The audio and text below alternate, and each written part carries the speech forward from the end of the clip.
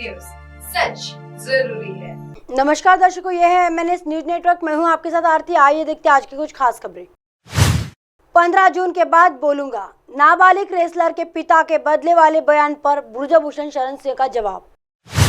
Wrestling federation of India के अध्यक्ष ब्रजभूषण शरण सिंह और पहलवानों के बीच लंबे वक्त से चला आ रहा है गतिरोध भले ही धरने के खत्म होने के बाद थमता दिख रहा है, लेकिन इस मामले में अब रोज नए खुलासे हो रहे।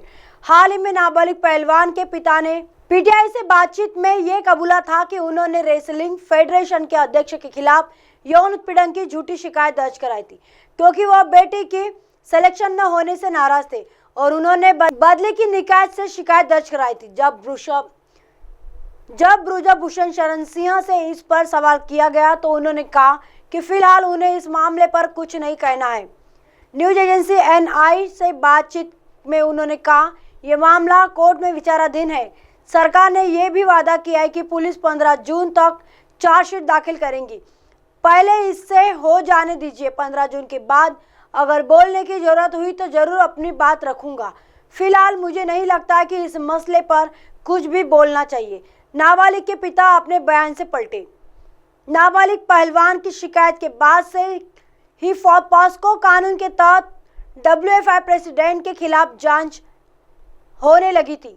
जब नाबालिग के पिता से ये सवाल पूछा गया कि वो पहली बात से अब क्यों पलट रहे, तो उन्होंने पिछले साल हुई एक घटना का जिक्र करते हुए कहा था कि 2022 में एशियन अंडर 17 चैंपियनशिप के ट्रायल हुए थे, जिसमें उसकी नाबालिग बेटी फाइनल में हारने के बाद भारतीय टीम में जगह नहीं बना पाई थी।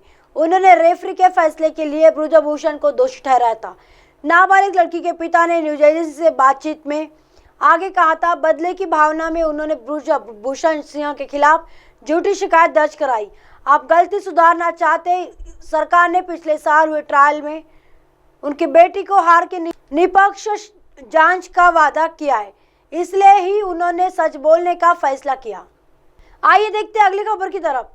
मगरमच्छ के आंसू, मीरा रोड हत्याकांड मामले में सुप्रिया खुले के आरोपों पर बीजेपी नेता का पलटवार। मीरा भाईंदर में बुधवार रात एक चौंकाने वाली घटना में 56 वर्षीय एक व्यक्ति ने अपनी 32 वर्षीय लिव इन पार्टनर की हत्या कर दी और उसके शरीर के टुकड़े टुकड़े कर दिए। आरोपी का नाम मनोज साने और मृत महिला का नाम सरस्वती वैद्य है।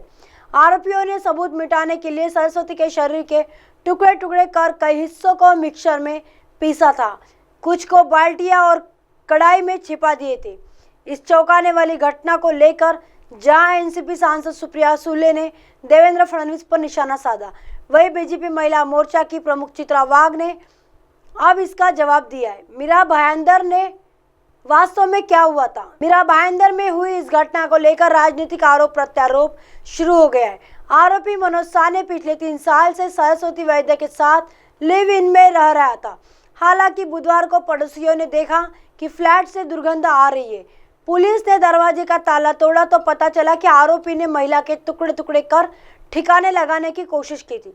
इस घटना को लेकर सुप्रिया सुले ने देवेंद्र फडणवीस की आलोचना की। उन्होंने कहा, इस राज्य में अपराधियों को कानून का कोई डर नहीं है। महिलाओं के खिलाफ अपराध खतरनाक दर से बढ़ रहे। प्रदेश के गृह मंत्री को अपने विभाग पर गंभीरता से ध्यान देने की जरूरत है। सुप्रिया सुले ने एक ट्वीट पर कहा कि जांच एजेंसियों को इस मामले के आरोपियों के खिलाफ फास्ट ट्रैक कोर्ट में मुकदमा चलाने की कोशिश करनी चाहिए और उन्हें मौत की सजा देनी चाहिए। सुप्रिया सुले के ट्वीट पर चित्रा वाघ का ट्वीट। इस बीच सुप्रिया सुले के इस ट्वीट के बाद चित्रा वाघ ने सुप्रिया सुले को टैग करते हुए उनकी आलोचना करते हुए एक ट्वीट किया, सुप्रिया ताई, आपकी रंग बदलती कला को देखकर छिपकली भी शर्मा जाएंगी। आपकी इंद्रियां कितनी आसानी से जाग जाती है। चित्रा वाघ ने एक ट्वीट कर यह सवाल पूछा है। चित्रा वाघ ने क्या कहा? वाघ ने ट्वीट में कहा, मंचर की बेटी के लिए आपके होश नहीं जागे जो आपकी कॉलिंग दूरी के भीतर है।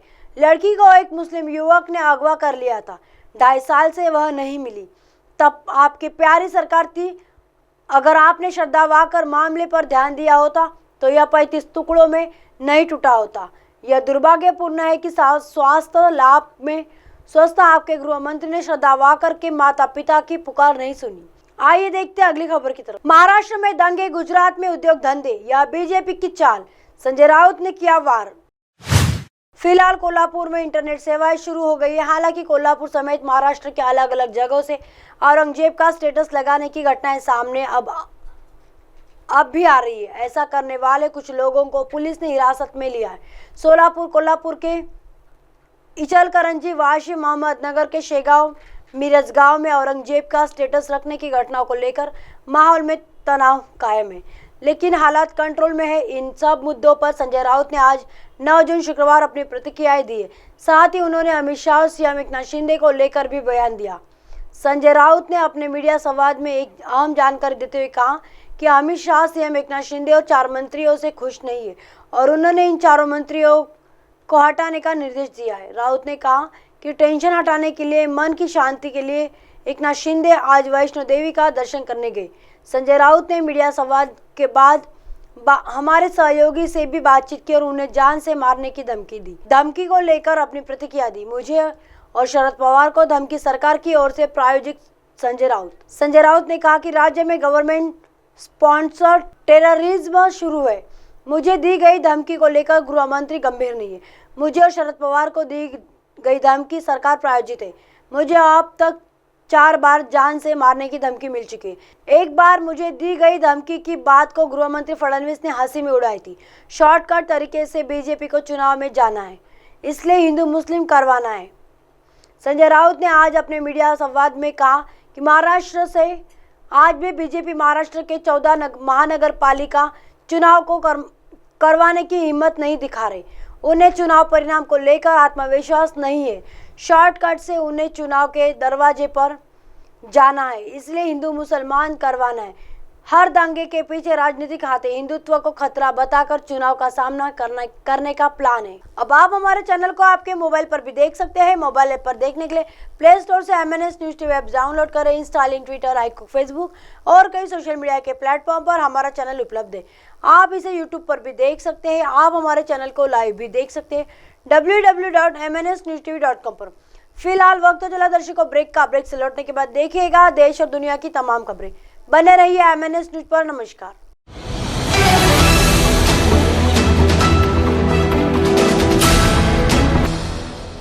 ये है MNS न्यूज नेटवर्क और आप देख रहे हैं MNS न्यूज।